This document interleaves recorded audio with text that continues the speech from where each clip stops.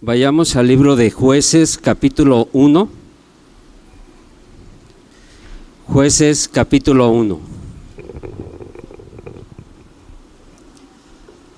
Aconteció después de la muerte de Josué, que los hijos de Israel consultaron a Jehová, diciendo: ¿quién de nosotros subirá primero a pelear contra los cananeos? Jehová respondió: Judá subirá. He aquí que yo he entregado la tierra en sus manos. Y Judá dijo a Simeón, su hermano: sube conmigo al territorio que se me ha adjudicado y peleemos contra el cananeo, y yo también iré contigo al tuyo. Y Simeón fue con él. Y subió Judá, y Jehová entregó en sus manos al cananeo y al fereceo, e hirieron de ellos en Besec a 10,000 hombres. Y hallaron a Adonibesec en Besec, y pelearon contra él, y derrotaron al cananeo y al fereceo. Mas Adonibesec huyó, y le persiguieron y le prendieron, y le cortaron los pulgares de las manos y de los pies. Entonces dijo Adonibesec: 70 reyes cortados los pulgares de sus manos y de sus pies, recogían las migajas debajo de mi mesa, como yo hice, así me ha pagado Dios. Y le llevaron a Jerusalén, donde murió. Y combatieron los hijos de Judá a Jerusalén y la tomaron, y pasaron sus habitantes a filo de espada y pusieron fuego a la ciudad. Después los hijos de Judá descendieron para pelear contra el cananeo que habitaba en las montañas en el Negev y en los llanos. Y marchó Judá contra el cananeo que habitaba en Hebrón, la cual se llamaba antes Kiriat Arba, e hirieron a Sesai, a Imán y a Talmai. De allí fueron a los que habitaban en Debir, que antes se llamaba Kiriat Sefer, y dijo Caleb: el que atacare a Kiriat Sefer y la tomare, yo le daré Axa, mi hija, por mujer. Y la tomó Otoniel, hijo de Cenaz, hermano menor de Caleb, y él le dio Axa, su hija, por mujer. Y cuando ella se iba con él, la persuadió que pidiese a su padre un campo. Y ella se bajó del asno, y Caleb le dijo: ¿qué tienes? Ella entonces respondió: concédeme un don, puesto que me has dado tierra del Negev, dame también fuentes de aguas. Entonces Caleb le dio fuentes de arriba y las fuentes de abajo. Y los hijos del Ceneo, suegro de Moisés, subieron de la ciudad de las palmeras con los hijos de Judá al desierto de Judá, que está en el Negev, cerca de Arad, y fueron y habitaron con el pueblo. Y fue Judá con su hermano Simeón, y derrotaron al cananeo que habitaba en Sefat, y la asolaron, y pusieron por nombre a la ciudad Orma. Tomó también Judá a Gaza con su territorio, Ascalón con su territorio, Ecrón con su territorio. Jehová estaba con Judá, quien arrojó a los de las montañas, mas no pudo arrojar a los que habitaban en los llanos, los cuales tenían carros errados. Y dieron Hebrón a Caleb, como Moisés había dicho, y él arrojó de allí a los 3 hijos de Anac, mas al Jebuseo, que habitaba en Jerusalén, no lo arrojaron los hijos de Benjamín, y el Jebuseo habitó con los hijos de Benjamín en Jerusalén hasta hoy. También la casa de José subió contra Betel, y Jehová estaba con ellos. Y la casa de José puso espías en Betel, ciudad que antes se llamaba Luz. Y los que espiaban vieron a un hombre que salía de la ciudad y le dijeron: muéstranos ahora la entrada de la ciudad y haremos contigo misericordia. Y él les mostró la entrada a la ciudad, y la hirieron a filo de espada, pero dejaron ir a aquel hombre con toda su familia.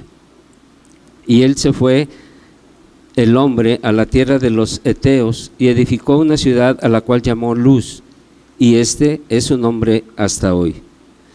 Tampoco Manasés arrojó a los de Betseán, ni a los de sus aldeas, ni a los de Tanac y sus aldeas, ni a los de Dor y sus aldeas, ni a los habitantes de Ibleam y sus aldeas, ni a los que habitaban en Megido y en sus aldeas. Y el cananeo persistía en habitar en aquella tierra. Pero cuando Israel se sintió fuerte, hizo al cananeo tributario, mas no lo arrojó. Tampoco Efraín arrojó al cananeo que habitaba en Geser, sino que habitó el cananeo en medio de ellos en Geser. Tampoco Zabulón arrojó a los que habitaban en Quitrón, ni a los que habitaban en Naalal, sino que el cananeo habitó en medio de él y el tributario. Tampoco Aser arrojó a los que habitaban en Aco, ni a los que habitaban en Sidón, en Alab, en Aksib, en Elba, en Afec y en Rehob. Y moró Aser entre los cananeos que habitaban en la tierra, pues no los arrojó. Tampoco Neftalí arrojó a los que habitaban en Bet-Semes, ni a los que habitaban en Betanat, sino que moró entre los cananeos que habitaban en la tierra. Mas le fueron tributarios los moradores de Bet-Semes y los moradores de Betanat.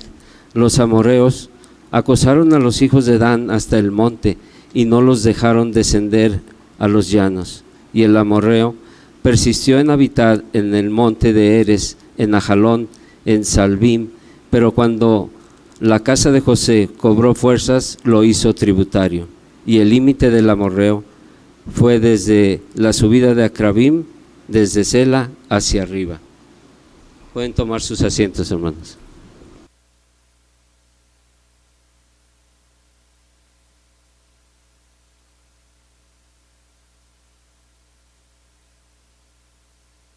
Bueno.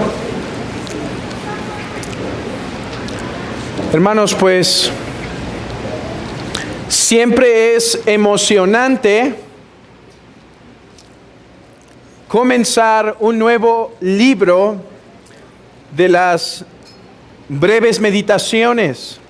Y mi corazón está alegre, expectante en lo que nos espera a través del libro de Jueces, a través de la enseñanza que vamos a poder contemplar, la gloria de Cristo que vamos a poder saborear. Así que es fascinante. Hermanos, podríamos tardarnos mucho dando introducciones, pero no es el tiempo. Así que vayamos directo a tres cosas en las que me gustaría llamar su atención. Tres cosas, hermanos, que aprendemos de Jueces capítulo 1. Y la primera de estas es la siguiente. La iglesia depende de la obra de Dios para prosperar. La iglesia, el pueblo de Dios, prosperará y crecerá solo por la mano de Dios. El libro de Jueces no nos presenta muchas victorias, no nos presenta a Israel en buenas condiciones. Hay divisiones, hay peleas, hay derrotas, idolatría, pecados. Pero es interesante que Jueces comienza hablándonos de victoria. ¿Por qué es interesante? Porque, hermanos, esto nos asegura que la razón por la cual Israel va a ir de derrota en derrota no es porque algún líder murió. A ver, ¿iban de triunfo en triunfo y de victoria en victoria con Josué? ¿Cierto o no? Sí. Pero Josué muere, es lo que nos empieza diciendo el libro de Jueces. Ahora, ¿qué pasa en las primeras batallas que tiene Judá? ¿Qué pasa? Vence, hermanos, vence. Por eso dice en el versículo 19, y Jehová estaba con Judá, quien arrojó a los de las montañas, mas no pudo arrojar a estos habitantes en los llanos, etc. Judá empezó teniendo victoria. Y es que, hermanos, parece que la introducción al libro de Jueces es así, diciéndonos que Judá empezó teniendo victoria.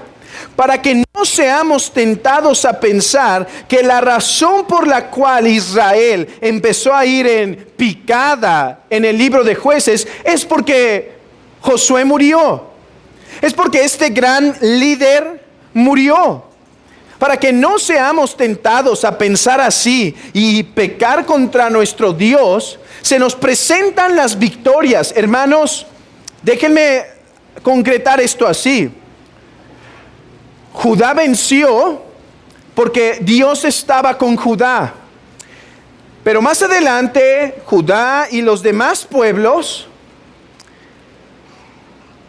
y las demás tribus, quise decir, irán perdiendo, irán cayendo. ¿Por qué? Porque Jehová ya no estaba con ellos. Porque Jehová se apartó debido a su pecado. Y hoy aprendemos algo como iglesia. La iglesia va a prosperar, pero no porque resucite el apóstol Pablo. No porque resucite el gran Atanasio. No porque resucite el gran Spurgeon. La iglesia va a prosperar no porque un hombre va a estar al frente y va a ser el que va a ir dando la victoria. La iglesia va a prosperar porque Dios está con ella, hermanos. ¿Y cuál debe ser entonces la preocupación más grande de la iglesia? La preocupación más grande de la iglesia debe ser: ayúdanos a no apartarnos del camino para que tu presencia no se aleje de nosotros. Ayúdanos a no apartarnos, a no desviarnos. Si está este hombre y lo quieres usar, gloria a Dios. Si no está, gloria a Dios. Pero a ti es a quien te queremos sobre todo. A ti es a quien te buscamos sobre todo. Que hoy la iglesia entienda que las iglesias prosperan y avanzan no por causa de los hombres, sino por causa de Dios. Y por lo tanto, solo a Él es la gloria y por lo tanto, solo a Él es la fidelidad. 2. La importancia de la unidad en la iglesia para destruir a los enemigos del reino de Cristo. Es interesante, hermanos, que cuando Judá triunfó teniendo a Simeón como su compañero. ¿No es cierto? Que dice: oye, Dios está conmigo, pero ¿me quieres acompañar? Hermanos, eso no era un síntoma de duda de que Dios iba a estar con él, sino manteniendo la unidad en el pueblo de Israel para conseguir las victorias. Oh, hermanos, si algo nos debe preocupar como iglesia, es la unidad. Si en algo gastamos tiempo, invertimos tiempo, el día miércoles de oración es en orar por la unidad. Porque Satán siempre intentará dañar la unidad de la iglesia. Siempre intentará destruir la unidad de la iglesia. Sí, a lo mejor intentará hacer caer algún cristiano por aquí, otro cristiano por allá, incluso algún líder. Pero esa no es su más grande preocupación, porque Dios levantará otro. La más grande preocupación de Satanás siempre será dividir la iglesia. ¿Por qué? Porque un reino dividido no podrá permanecer. Hermanos, a ver, un reino dividido, dejemos a un lado, ni siquiera podrá hacer frente al reino de las tinieblas. Se está desmoronando entre ellos. Por lo tanto, si algo teme Satanás e intentará destruir Satanás, es la unidad de la iglesia local. Por lo tanto, hermanos, guardemos la unidad del Espíritu en el vínculo de la paz. Por tanto, seamos prontos para guardar la unidad. para cuidar, hermanos, nuestra conducta, nuestro caminar, nuestro comportar, nuestro hablar. Seamos prontos en perdonar. Seamos prontos en pasar la ofensa. Seamos prontos en no guardar en nuestro corazón cosas que dividen el corazón contra la iglesia.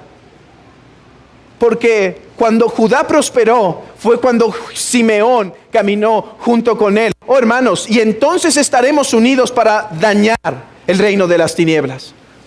Cuando estemos unidos, entonces el cuerpo estará bien como para mirar fuera. Si el cuerpo no está bien, se tiene que atender primero. ¿O quién va a trabajar cuando está gravemente enfermo? Bueno, algunos son valientes, pero mejor le dice el jefe, te hubieras quedado, te estás durmiendo. Y ciertamente es así. Pero si hay unidad, si hay salud en el cuerpo, entonces puedo mirar fuera. Oh, hermanos, que Dios conceda unidad en las iglesias locales para poder mirar fuera, para poder atacar fuera hacia el reino de las tinieblas, por medio de la predicación de la palabra, por medio de las buenas obras, por medio de la proclamación de Cristo crucificado y resucitado. Oh, hermanos, Cristo resucitó de los muertos y dijo a sus discípulos, toda autoridad me es dada en el cielo y en la tierra, por tanto, id y haced discípulos. Gloria a Dios por la cantidad de personas que somos hoy. Pero, hermanos, hay millones allá afuera que necesitan escuchar. Y cuando el cuerpo está sano, podremos mirar fuera. Que Dios guarde nuestra iglesia. En último lugar, voy a ser muy breve porque esto lo tocaremos después con más detalle. Pero me gusta lo que alguien llamó geografía teológica. Niños, dentro de las materias que yo llegué a llevar cuando estudiaba la primaria, historia, geografía y español eran las más aburridas para mí. Yo quería matemáticas, algo que entretuviera mi cerebro. Pero yo no sé cuánto les guste a ustedes la geografía. Y lo que tenemos en Jueces es un poco de geografía. Y cuando uno lo lee, dice, bueno, ¿de qué me sirve saber todos estos lugares? No se tomaron, si se tomó, no se tomó, no se tomó. ¿Qué me sirve? Hermanos, esto es una geografía teológica. Porque Dios le dijo a Israel, entrarás y poco a poco irás gobernando todos los reinos. Pero Israel paró. Israel se detuvo y los convirtió en tributarios.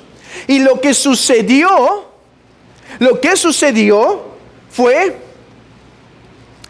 que ciertos terrenos, ciertas tierras que no tomaron eran claves para ellos. Tenían ciertas conexiones a los ríos, ciertas conexiones al comercio, que al no tomarlos, los haría que tiempo después hicieran alianzas, justo lo que Moisés prohibía. Y de esto aprendemos algo. Hermanos, no dejemos en nuestra vida nada sin tratar. Si Dios ha mostrado pecado en nuestra vida, si Dios ha mostrado maldad en nuestro corazón, si Dios ha mostrado ciertas cosas, tratémoslas. Llevémoslas a la luz para exponerlo y ser sanados. Porque si no, esas cosas tomarán suficiente fuerza en un momento como para derribarnos. De esto nos instruía nuestro hermano Fernando en Piedad en el Hogar. Es cierto que quizá hoy, por la gracia de Dios, no hemos caído en adulterio, Pero si no cuidamos ciertas cosas en nuestro matrimonio, si no guardamos cierta conducta, si no guardamos nuestros ojos, son cositas que en un futuro nos pueden hacer caer. Debemos tratar, hermanos, el pecado que haya, a fin de que no crezca y se fortalezca y después ese pecado nos pique los ojos. Puede ser que hay cosas en el corazón, contra tu esposo, contra tu esposa. Puede ser que estés permitiéndote ciertas cosas con los ojos, cierta pérdida de tiempo que te lleva siempre quizá a caer en algún pecado, cierta indisciplina en tus deberes espirituales. Hermanos, atajemos todo. Y termino con esta cita que vale la pena leerla tal cual, de un comentarista llamado Ralph Davis. Él dice esto: lo que comenzó como tolerancia se convirtió en apostasía. Lo que comenzó como tolerancia terminó como apostasía. Lo que parecía razonable resultó letal. Vivir con los cananeos condujo a la adoración de los cananeos. Si toleras al pueblo de Baal, tarde o temprano te apostatarás ante el altar de Baal. Después de todo, el Sinaí no humeaba cuando Israel no despojó a los cananeos. Ser fiel en lo muy poco difícilmente describe nuestra idea de una carrera glamurosa, pero nada más importa en el reino de Dios que cada hombre se examine a sí mismo. ¿Qué hay hoy en tu corazón que has permitido? ¿Qué práctica, qué pecado, qué indisciplina espiritual se ha forjado que no estás tratando? ¿Qué cosa se ha guardado y ahora ha crecido suficientemente fuerte como para tumbarte, como para verte lastimado, como para verte tumbado? Hermanos, aprendamos de esto y atendamos el pecado que vemos en nuestras vidas.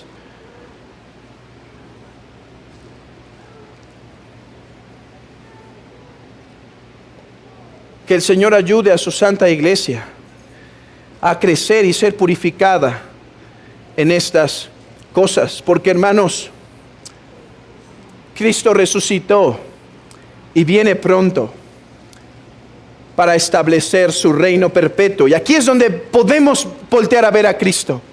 Israel no pudo tomar la tierra prometida, oh mis amados hermanos, pero Cristo ha inaugurado cielos nuevos y tierra nueva. Ya los ha tomado.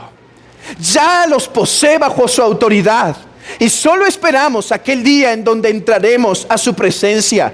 Él es el mejor Judá. Él es el mejor Israel. Él es el mejor Josué, el Josué esperado, que ha conquistado cielos nuevos y tierra nueva.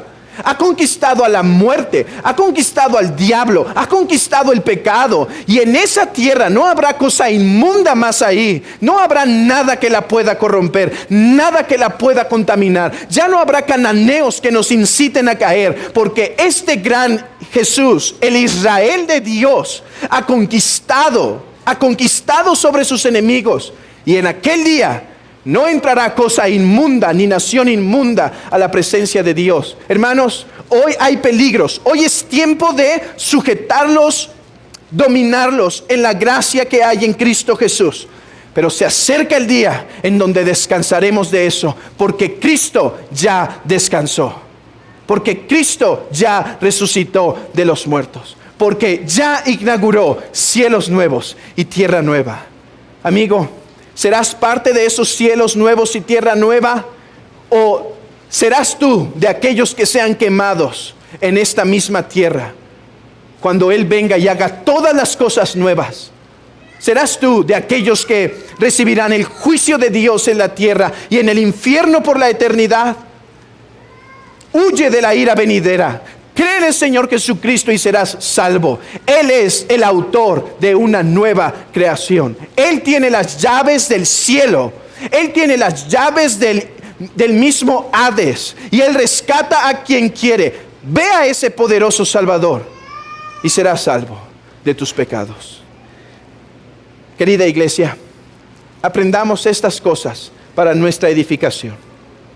Que la obra prospera solo porque Dios la hace prosperar. Esto no es obra de hombres, sino de Dios. A Él sea la gloria. En segundo lugar, busquemos guardar la unidad de nuestra iglesia local para poder hacer daño a las tinieblas. Y en tercer lugar, no dejemos nada sin atender en el corazón para que no crezca y nos contamine. Y todo esto a la luz del Cristo resucitado. Que la iglesia sea instruida y alentada con estas palabras. Amén. Podemos ponernos en pie.